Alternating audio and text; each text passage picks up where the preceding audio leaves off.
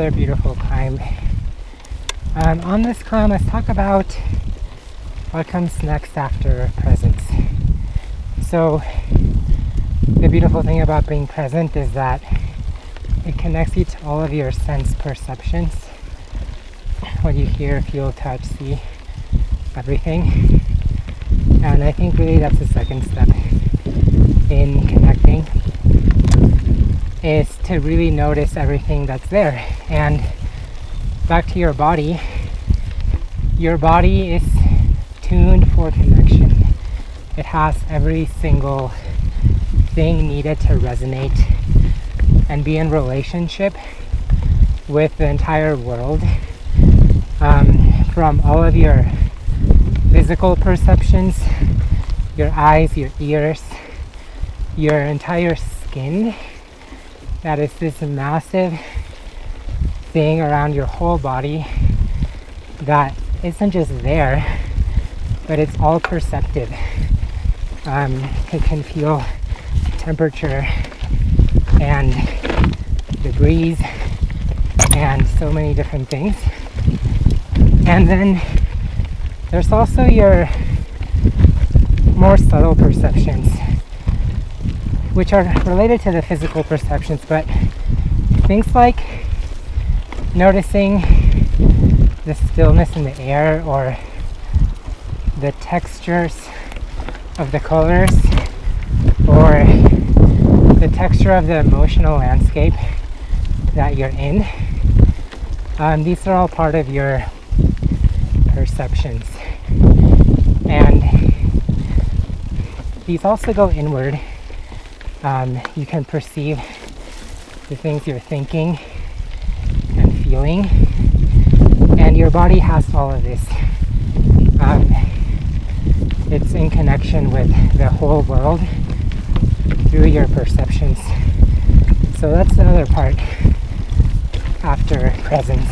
One thing that we begin to remember when we're out here is that our bodies are not separate. They're really just part of the earth in human form, moving through these landscapes in relationship and in connection. And it's amazing when we can experience that. To know that as much of the beauty that you see around you is also the beauty present in your body. Your body didn't come from elsewhere. It came from this earth, directly from it. And your body was once rock and tree and bird, and it's just emergent.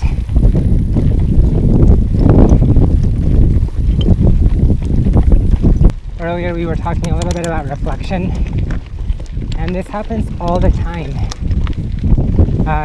When you're out here, this place can reflect joy or beauty or awe or inspiration or any other emotion, and these emotions are reflections within you of what's outside. You come across a view like this and you stop and you're just blown away by the beauty and magnificence. That's really a reflection of you, because you have that is the reason that you're able to feel this way. I like to say that they feel small when they're in nature, and I feel a little differently. I don't think we're small, but I think we are connected. And okay, let's just take a moment, because I don't know if you guys can hear this, but riding across these rocks is just pure magic. There's just so much magic that it's unbelievable. And can you guys hear that?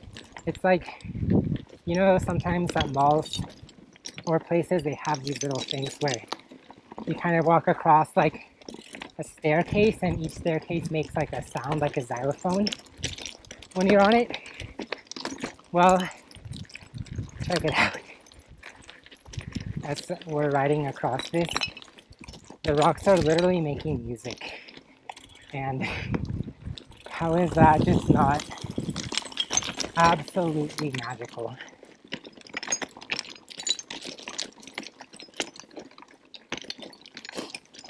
It's like the earth is a symphony. And this happens, again, it's not just the earth doing this. It's by your relationship and you being here that the rocks make this music. You're just as part of the magic as everything else. One thing I really like to think about when I'm mountain biking or unicycling is that my tires are leading a line of gratitude on the earth. Because we are in this relationship, we have a capacity for expression, and my riding is an expression of gratitude for this magic. And that just makes it even sweeter that not only are my tires leaving a line of gratitude, but the earth is just sharing in that absolute joy by making music with these rocks as I'm riding across them.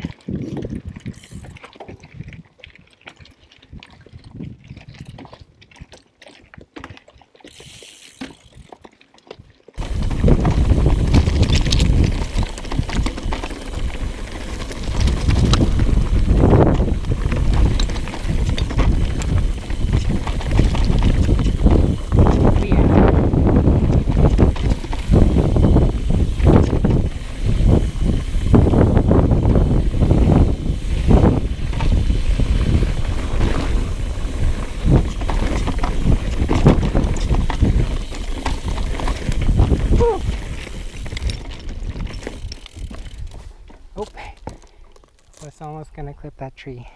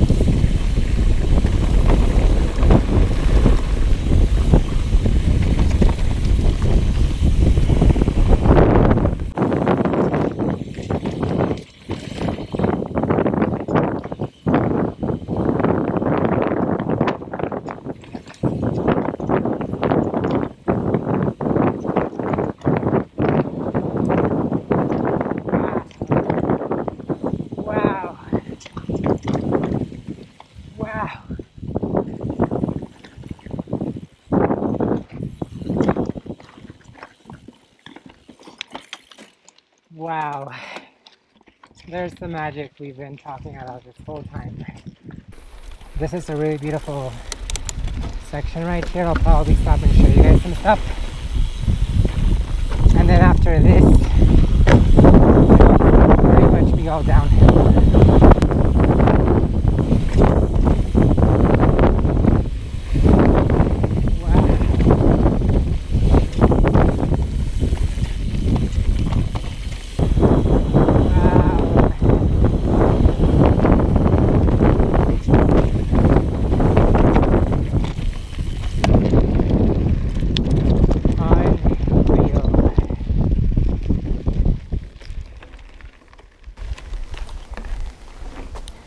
Okay, so let me introduce you to my friend. This amazingly beautiful tree. It's a pine tree. I'm actually not exactly sure what it is, but wow. I just got chills being in front of this tree. So yeah, this tree is amazing. First of all, it's been here, I think it was probably 300 years old. And look at the texture of this bark. It reminds me of a woolly mammoth. One thing about trees is that just like us, they're living beings, and while they are much different living beings, they are no less alive. And these old growth trees are special. They are not just wood, but wisdom. They really hold the secrets of this land and this landscape and this forest. They've been here the longest. Not even just individual trees, but as a species, they've been here the longest. They've seen so much. They know deeply all of the interrelated parts of this landscape. They stand through everything, these beautiful summer days, and also the harsh winters and everything in between. And I think that as living beings, we have a possibility for connection, even though you can't talk to them. If you, especially a tree like this, when you put your hand on it, it feels different. It's not like putting your hand on a piece of plywood. I think you can definitely feel an aliveness, an energy, a wisdom, and it's almost like touching someone you love. And I do love you. But one of our gifts as human beings, one of our gifts as human beings is our capacity to understand other beings, the entire landscape, and to express gratitude. So I think a really simple but powerful way of giving back is just to stop and express gratitude to these trees and to these keepers of wisdom. There's another tree I want to show you guys.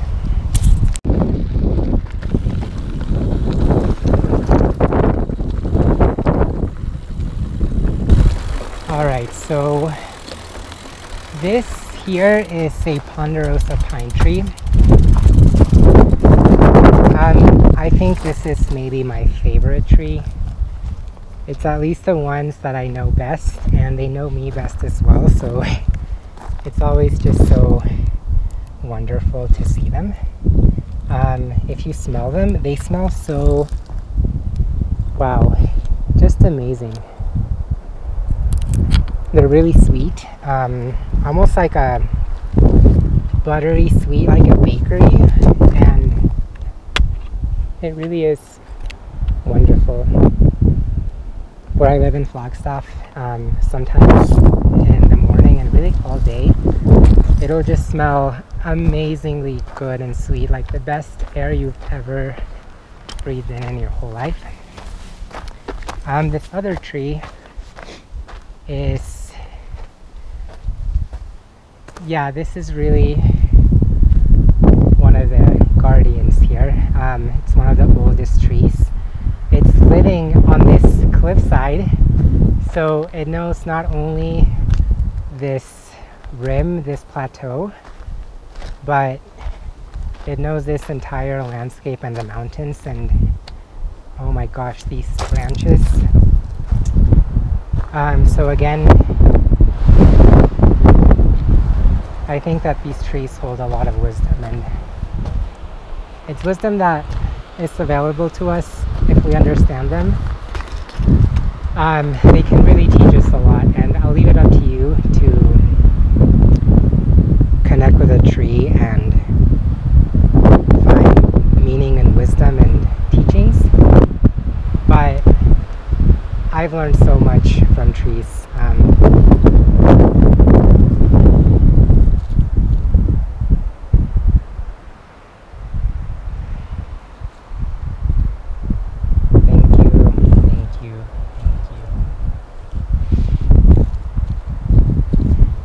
look at that ponderosa, like, isn't it just perfect? Just growing so beautifully out of this rock.